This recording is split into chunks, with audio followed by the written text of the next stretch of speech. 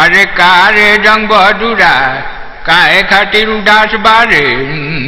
का बतलाई बाबा, हमारा से छोट छोट लड़का सभे के शादी हो गई, यहाँ तक कि हौ ढोढ़ा बा मंगरुआ कुली के हो गई। हम तो कुंवारे रह जाम का दादा।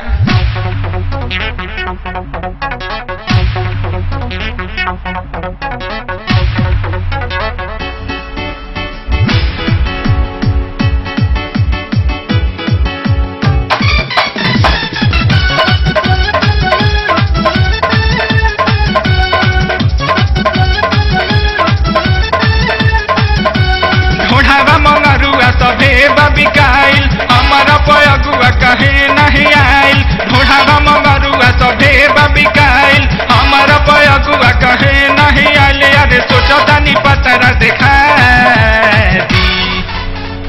हे बाबा हे बाबा हे बाबा बोली कब होई शादी? हे बाबा बोली कब होई शादी? हे बाबा बोली कब होई शादी?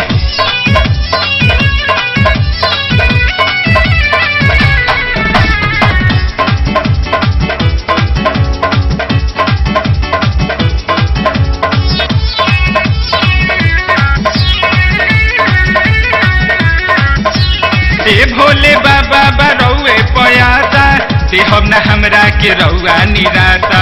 ढेर लोग देले बा हमरा के झांसा, बदली जाओ किस्मत फेंकी न पाता।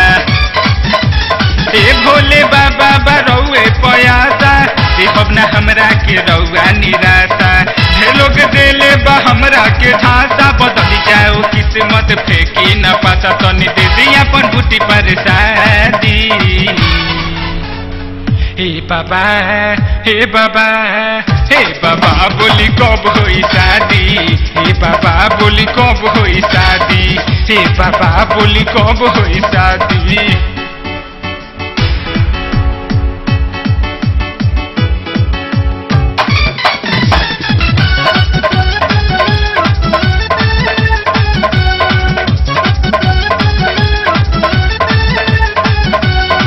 रउआ भक्ति में रहिले मगन, करी उपाय कही लागी जाओ लगन।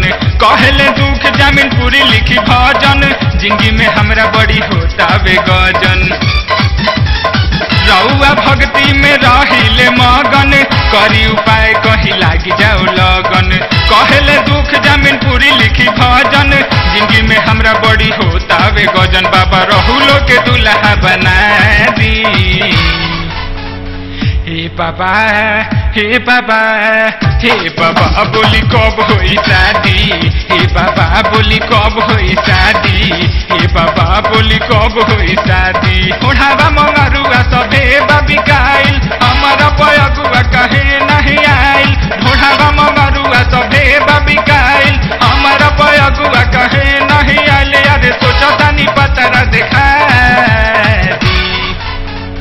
हे बाबा हे बाबा हे बाबा बोली कब होई शादी? हे बाबा बोली कब होई शादी? हे बाबा बोली कब होई शादी? हे बाबा बोली कब होई शादी? हे बाबा बोली कब होई शादी?